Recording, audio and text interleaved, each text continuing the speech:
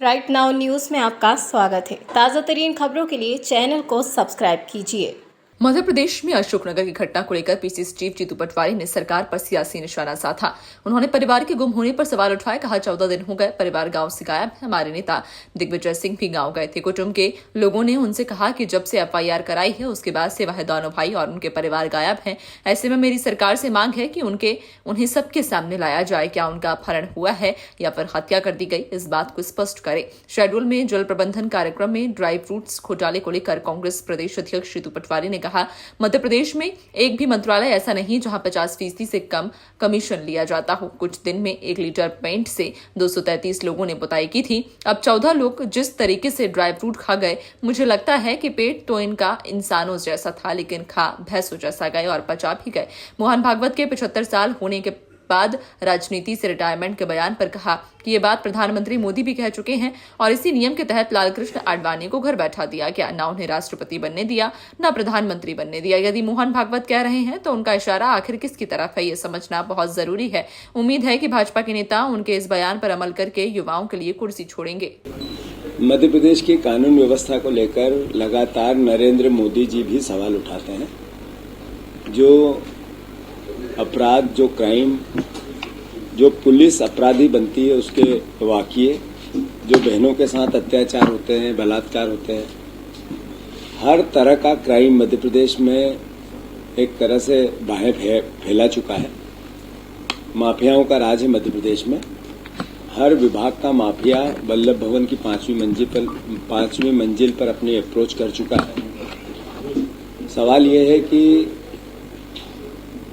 एक व्यक्ति जिसको पीड़ित था, जिसने गुहार लगाई, गजराज लोधी, लगातार 15-20 दिन तक वो अलग अलग राजनीतिक दलों के नेताओं के, प्रशासन के, कलेक्टर के, पुलिस के, मीडिया के चक्कर लगाता रहा और गुहार करता रहा कि मेरे को मल खिलाया गया, मारा गया, गर्म पानी, ठंडा पानी छिटा गया, मेरी मोटरसाइकिल छीन ली। इसके वीडियो और साक्ष्य हर जगह उपलब्ध थे। जब मैंने सरकार को इस पूरी भावना से अवगत कराया तो सरकार नाराज हो गई और उन्होंने मुझ पे ही एफआईआर कर दी। मोहन यादव जो गृह मंत्री है, मुझ पे एफआईआर करना, उनका क्या उसके पीछे सोच था, भगवान ईश्वर उनको सद्बुद्धि दे। पर सवाल ये है कि आज 14 दिन हो गए, वो परिवार पब्लिक के सामने नहीं है, तो कहाँ है? दिग्विजय सिंह साहब उसके घर गए थे। गांव वाले कहते हैं कि उस दिन से वो, जिस दिन उसने शपथ पत्र की पुलिस ने बात की, उस दिन से मतलब 26 तारीख से घर नहीं आया। तो ये प्रश्न खड़ा होता है कि पूरा परिवार आखिर है तो कहाँ है? दूसरा, हम मांग करते हैं कि बहुत हम्बल और विनम्रता से कि परिवार को पब्लिक के सामने लाया जाए।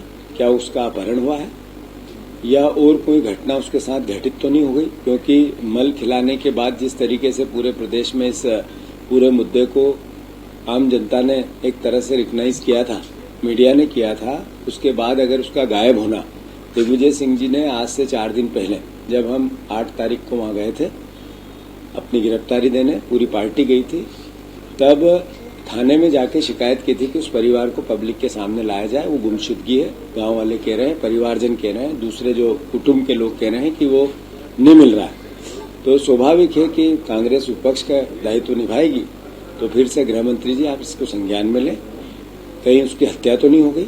ये सवाल है, प्रश्न चिन्ह है। अपहरण तो नहीं हो गया? किस जगह पे है? पुलिस को अगर शपथ पत्र देने के बाद वो गायब हो गया तो आखिर कहाँ है?